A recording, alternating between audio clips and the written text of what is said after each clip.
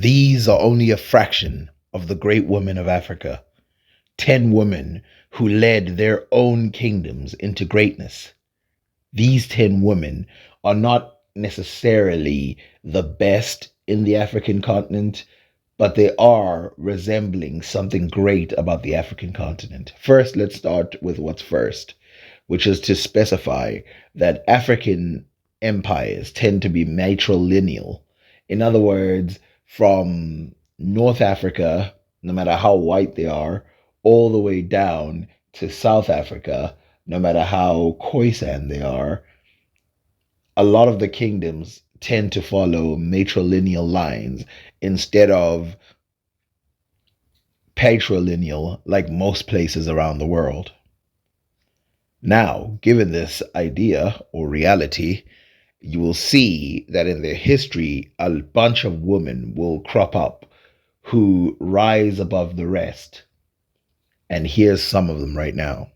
Is Mantatisi. Mantatisi was a ruler of about 40,000 people.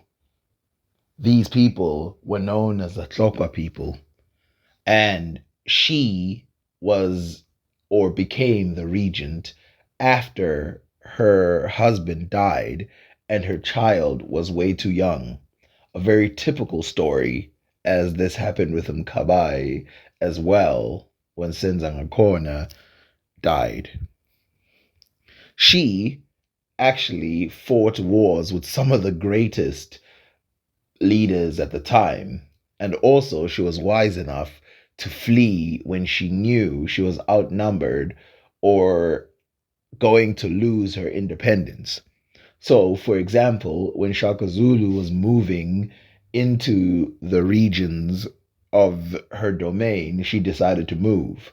Needing more supplies, she raided Zwide, another powerful leader who would be one of Shaka Zulu's rivals, greatest rivals. She then went and raided Mushweshwe's kingdoms, coming victorious even then. She had some unfortunate moments where she would be attacked in the night by the Hlubi and the Ngwane, where they planned this in the middle of the night. Now, to be sure, the Hlubi at one point had taken refuge under her, so they were aware of what she was capable of. This powerful woman would later prove that she is still as nimble as she ever was by continuing to take over other clans, coming with a join or die tactic where she expanded her empire by making other people join her. Her life was not just written down by locals and told through oral tradition, but also there were foreigners, or at least white people in Africa, who wrote down in their diaries what they saw with their own eyes. For example, Robert Moffat, in his diary, wrote about a defeat that she suffered after a long span of victories.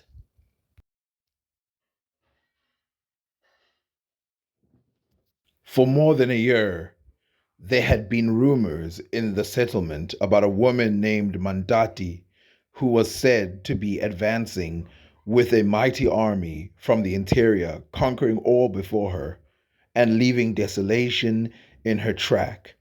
Mr. Moffat did not give much credit to the talk, but when on a journey up the country, was convinced that there was truth in the story of the Mandati army and that his own station was in danger of being overrun by the savage hordes. He returned home and told the people what he had heard. They were in such consternation that some of them proposed immediate flight to the Kalahari Desert, but Mr. Moffat knew that though the Mandatis would not follow them to those desolate regions, they would perish from hunger and thirst, and suggested, as a wiser plan, a request to the Greekers for help. The suggestion was agreed to, and Mr. Moffat went in his wagon to Greekertown, where he succeeded in his propose with the chief Waterboar. Attempts were made to parley with Mandatis, but they disdainfully rejected all overtures for peace, thinking that they could easily master any opposing force. A conflict being inevitable, the Greekers united with the Bechuanas and so completely routed them that they fled from the country. The Bechuanas, abusing their victory, began to kill the women and children for the sake of their rude ornaments, or to be able to boast of the number of enemies they had slain. Mothers and infants in their arms were as ruthlessly slaughtered as if they had been warriors contending in deadly strife. Mr. Moffat was appalled by the cruelty and galloping among the Bechuanas checked the work of blood. When the women saw that their sex was spared, they ceased to fly and sitting down exclaimed, I am a woman, I am a woman. When the Mandati excitement had in part subsided, Mr. Moffat went to Cape Town to obtain supplies and to give to Mrs. Moffat, who was in bad health. They won and the victory seemed safe. And so for a couple of days, they seemed like they had nothing to worry about. And they started going back on their regular journeys. But as we read, while Mr. Moffat was on his journey, the people at Kuruman were again alarmed by an advance of the Mandatis. One evening, a Hottentot girl rushed to Mrs. Moffat, wringing her hands in distress and exclaiming that the dreaded enemies were on their way to the settlement. She heard the tidings with dismay and sent a message to Matobi, the king, who replied that the army was approaching, but that he thought they were safe for the night. She then condemned herself and her two children to the care of God and fell asleep. At midnight, she was aroused by a rap at the door, and on asking who was there, was told that it was Motibi. When the door was opened, he entered, followed by as many men as the house would hold, and said that the Mandatis were marching forward. The whole town was in uproar and consternation, and in the morning preparations were made for the hasty flight. Warriors drew together, and the people generally were employed in hiding or packing their most valued articles. Messengers after messengers came with alarming news, but at about noon it was ascertained that the invaders had turned aside from Kuruman in the direction of the Barolongs. This intelligence gave great joy, but Mrs. Moffat was appalled. Credible sources described her as a light skinned, slender woman who was tall. Incredible sources described her as having one eye or even being ogre like. This must be due to her reputation as a fierce warrior.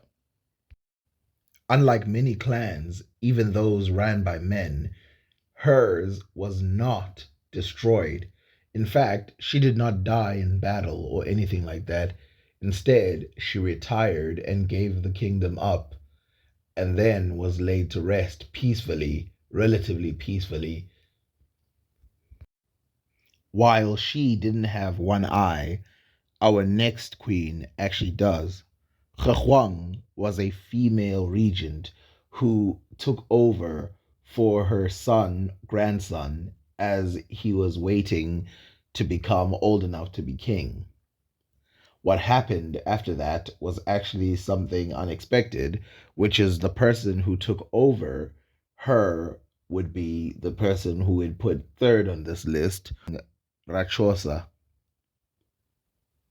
As we can read from Wikipedia, in 1923, Huang became the acting king as regent for Bathian II, she took her place as regent to preserve Bakhosi for her grandson. She reigned over Bangwaketse, territory of a subgroup of the Tswana people in what is now Botswana.